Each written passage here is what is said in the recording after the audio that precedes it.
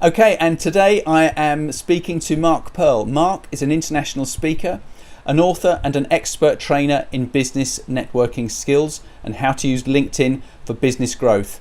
Mark works with individual business owners and corporate business teams, training them in how to network better, whether face-to-face or online. Mark, a very big welcome and thank you for joining us.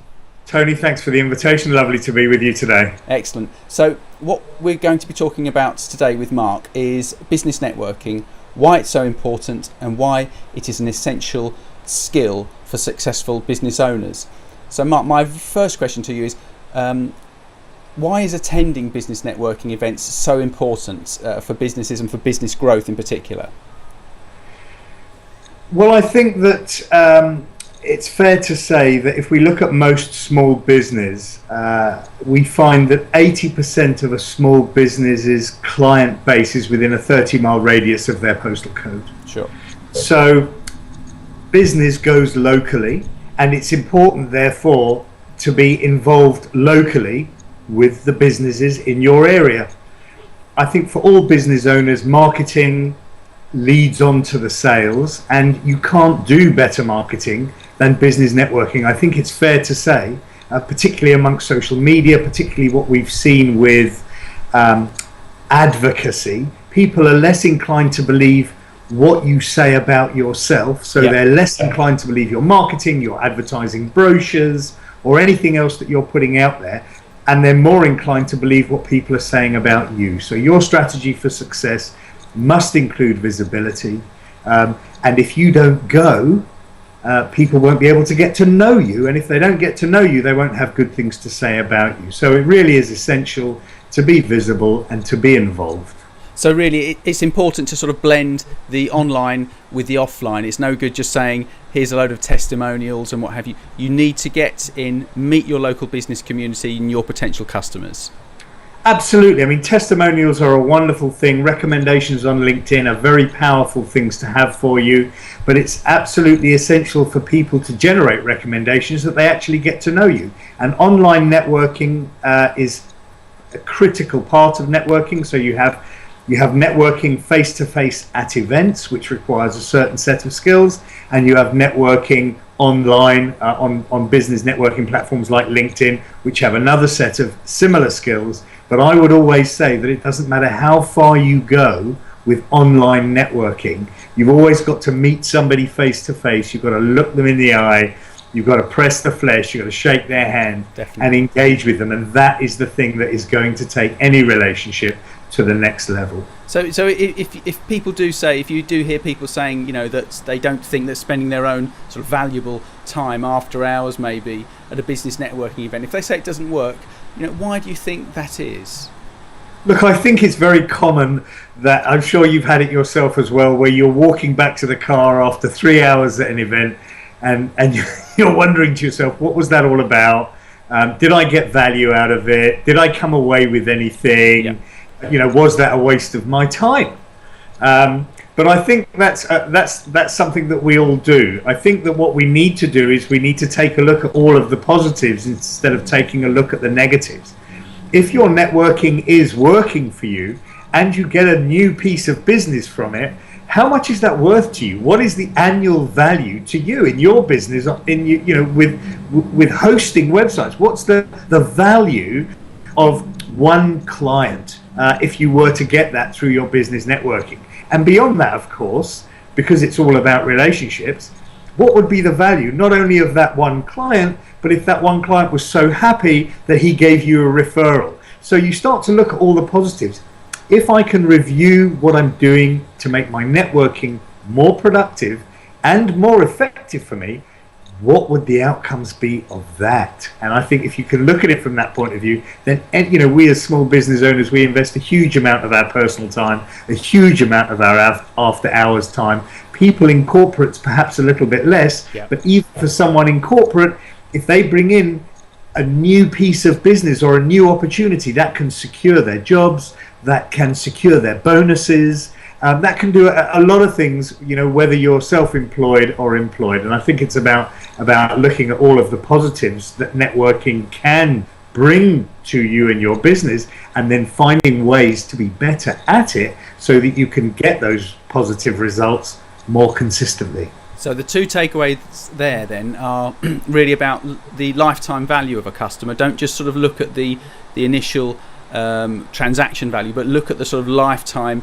value, and also how many referrals they can bring you. It's not just about, you know, that individual single transaction. You're looking further ahead, and that's where networking helps. Yes, and I think also to understand that networking is a slow burn.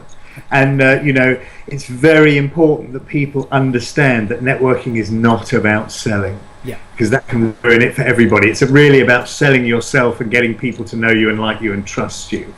So I'm not really advocating that you're going to go there to do lots of sales. But what I am saying is when you're networking, when you've invested time in your networking and built that social capital, the returns can be positive.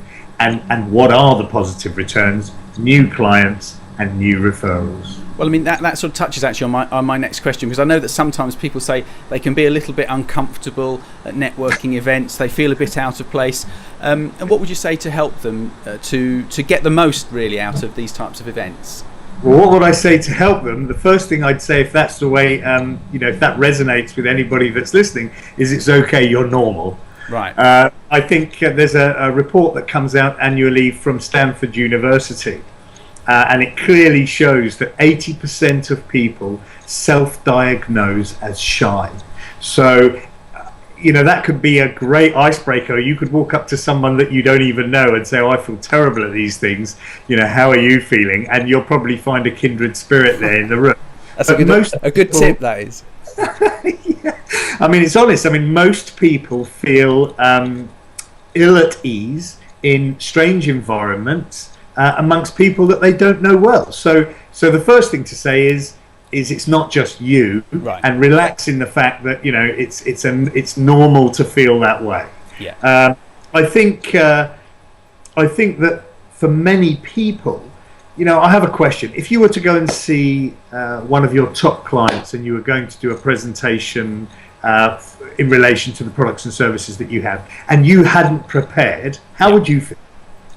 Well, I mean, I'd feel quite uncomfortable. I'd probably be able, but I would probably be able to sort of, you know, put across a good presentation.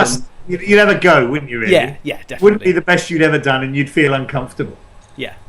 Yeah, networking is exactly the same. Okay. So what people think they've got to do is they're doing their daily work, and they think all they've got to do is turn up. And actually, if you get involved in investing a little bit of your time in the preparation and planning before an event, that starts to put you in the same position that you would be before a presentation if you'd prepared for it. If you know, for example, who you want to meet, if you know what the purpose of the event is, if you know who the speaker's going to be and what the speaker topic is going to be. If you've done a little bit of preparation and planning, it starts to calm you because you are prepared. And how the calmness reflects is in self-confidence. So I think that if they're uncomfortable, that's a great way. It's just a little bit of preparation and planning. But the other thing is most people like to arrive fashionably late at networking events. And of course that will automatically put you under pressure because people will be engaged in groups. What I would say is if you do feel nervous, arrive 10-15 minutes early, meet the host, get yourself a drink, and then everybody that comes into that room will have to come and talk to you. Yeah. It's a lot less nerve-wracking. That's a good point. I mean, I know you've got loads of advice, but what would be your top 3 networking tips for our listeners today? I think be aware of what networking is. So before you go, bring front of mind in your consciousness that you're not there to sell.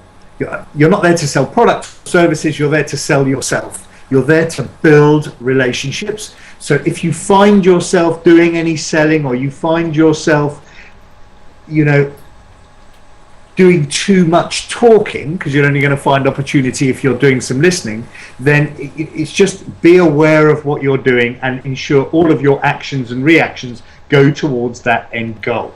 I would say for many people, one of the most common questions that's asked when you go networking is, what do you do? Yeah. And most people have not prepared, if you like, what they call their elevator pitch. And that's a golden moment where you can create a compelling picture of yourself in the eye of the person that you're talking to. But it's not an easy thing to do well, and it's not an easy thing to do clearly, and it takes a little bit of investment in yourself to sit down and clearly distill a really good answer for that. So I would always say prepare a really good elevator pitch. Just on that, sorry to interrupt there, Mark, but just on that particular point, because I know that people have a bit of a problem there. They think, maybe that they're sounding a bit flash, or that they might sound not very genuine in terms of that sort of elevator pitch, and even a sort of unique selling point for their business. How can people achieve that and without, in a way that makes them feel comfortable, I guess? I think that it's really important to understand that nobody actually cares what you do. They only care about what you can do for them. Exactly. Good point. So I think in all instances, whether you're talking to a friend or you're talking to a business partner or you're talking to a supplier, anybody, when you can help them, it puts you at ease. So whilst it may appear that in developing an elevator pitch you might think that's very structured and you might think that's very kind of show reel, once you've delivered it a few times and practiced it, it becomes very natural. And if you're focusing on not what you do, but how what you do can help other people in their business, then it becomes very genuine. So I think practice makes genuine here. Okay, excellent. So I think that's the two things, and I think the third thing that people don't really do enough of when they've been to networking events is follow up. Right. And I think it's important, if you've made a few new contacts, to send a quick email to them, thanking them, connect with them on LinkedIn. Bring something personal that you discussed in the conversation, so they know it's not just like a standard email that's gone out and they've been put into the BCC line. Make it very personal. And if there was in the conversation something that you uncovered where you felt that you could bring value or help them with a challenge or a problem that might be coming in their business, that you follow up in there and suggest perhaps that you might get together for a cup of coffee and a chat to continue the discussion to see how you might be able to help each other. And just keep it nice and friendly and light. But following up, I think, is where people do let themselves down, and where lots and lots of opportunity and new business just gets left on the table. Excellent. So you need to plenty of listening, then your elevator pitch, and following up. Those are the three top things that you would recommend. Excellent. Yeah, being very, very well aware of what you're doing when you're going networking. You're there to build relationships. Exactly. You're not there to go selling. Excellent. You're not there to go selling. Now, my final question then is where do business owners find out about networking events in their area? What's the best way to start and find out more about this? Oh, I think that one of the best online portals for listings of events in local areas is definitely Business Scene. So if they look for business-scene.com, that's got an event listing where what you would do is I think you put in your postal code and it will bring up all of the networking meetings from all of the networking groups that are available, and there are many, as you well know, and everything that's within a 30-mile radius of your postal code should normally come up. So I think that's probably the best point of departure to find all of the networking opportunities that are going on in your area. Excellent. That's brilliant. So Mark, thanks very much. That's been really, really useful, and I'm sure that plenty of people will be wanting to connect up with you and contact you. What's the best way for people to get hold of you then? Through LinkedIn, for example? Well, as I train people on how to effectively use LinkedIn for business growth, I have a presence on LinkedIn, and obviously that's the best place. Is please connect to me on LinkedIn, and if you mention HickerWeb interview in the connection, then I'll know that you came from this interview, which would be great. Yep. It's definitely the best place to connect with me online, and from there all my contact details and everything else really pertaining to how I might be able to help, that's all listed in the LinkedIn profile. Excellent. So what I'll do is I'll put a link below then for your LinkedIn profile.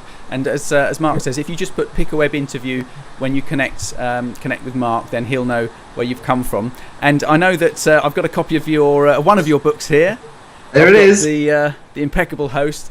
So I know that you're giving away a few free chapters or a couple of free chapters from the book, are you?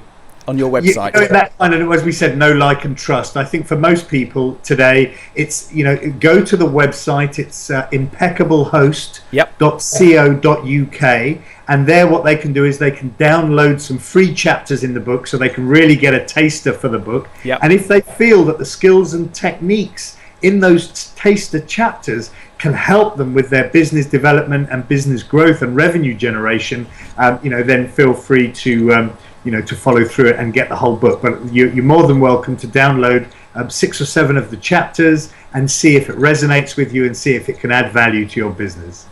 That's brilliant. That's all. That's great. Thank you very much for your time.